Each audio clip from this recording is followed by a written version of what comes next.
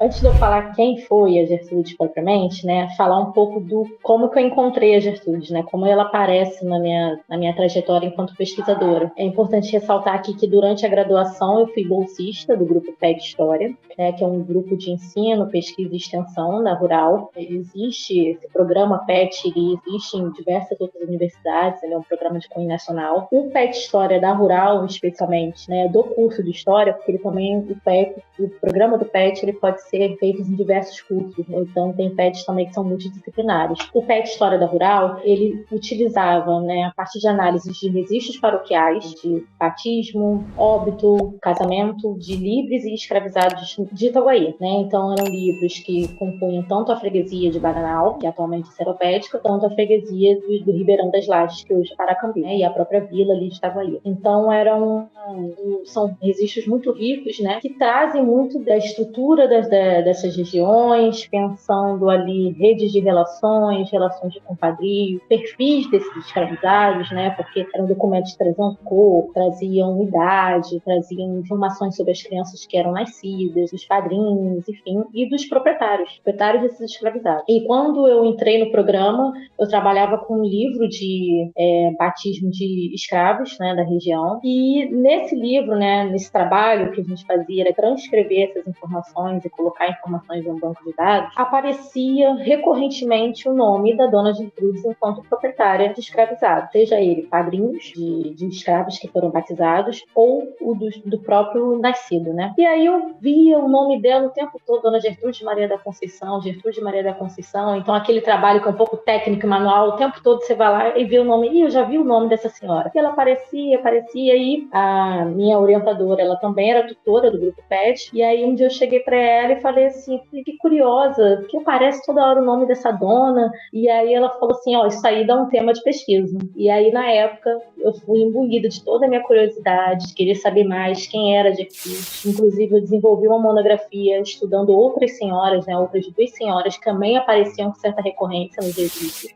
E aí, no mestrado, eu foquei mais na dona Gertrudes, né? E aí eu utilizei ela como objeto principal ali da pesquisa, relacionando com os outros fazendeiros de café de Bananal. E assim, né? Como eu já falei para vocês aqui brevemente, ela aparecia com bastante recorrência em registros de escravizados, ou seja, ela tinha um plantel considerável de escravizados no período, né? E aí eu fui buscando outras informações sobre ela, então muitos dos dados que eu vou falar para vocês aqui agora partiram da análise do inventário da senhora, ela deixou testamento, então ali eu pude ver um pouco das vontades que ela tinha, dos desejos que ela tinha no período, além do inventário do testamento, os próprios registros paroquiais. Eu também analisei o Almanac Lambert, né, que foi uma fonte muito importante para mim no desenvolvimento da pesquisa, e aí a partir dali eu consegui entender mais sobre essa mulher, né? Então a dona Gertrudes, ela vai nascer em 1782, então ainda no século anterior, né, no século XVIII, e aí ela vai viver até 1877, que é quando ela falece.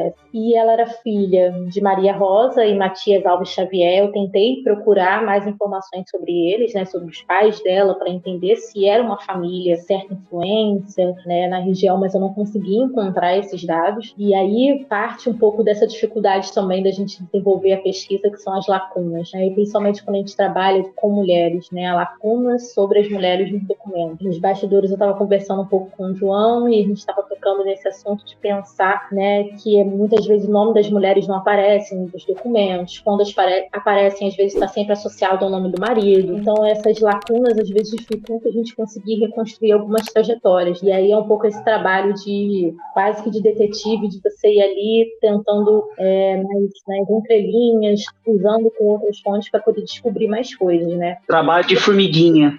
Exatamente, um trabalho de formiguinha. E aí a dona Gertrudes, ela fica doente em 1857, mas ela só vai falecer 10 anos depois, então mesmo depois de ela adoecer, e ela não fica explícito a doença que ela tinha, mas mesmo depois de ela adoecer, ela mantém-se ali e ela escreve um testamento dela, né, em 1857. Quando ela adoece, ela já se precave de deixar tudo documentado ali, do quais eram as vontades dela, se ela viesse a falecer, né? E ali, dali, encontro informações, né, mais informações sobre a vida dela. Ela foi casada com Francisco José Rodrigues, e ali eu encontro algumas informações sobre ele. Ele também era fazendeiro ali na freguesia, mas eu não consigo encontrar a data exata da morte dele. Mas quando ela aparece no Almanac Lamas como fazendeira de café, ela já aparece como viúva. Então eu sei que por pelo menos 20 anos ela foi viúva e administrou a fazenda dela, né?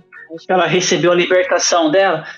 Recebeu a libertação. E aí ela teve 8 filhos com ele. Na verdade, ela teve mais filhos, né? Ela declara no inventário dela que ela teve 8 filhos que chegaram à idade adulta, mas ela teve outros que faleceram em tenra idade, né? Ou seja, faleceram quando crianças ou talvez no parto. Então ela teve uns outros filhos que ela não menciona nomes, mas que faleceram jovens.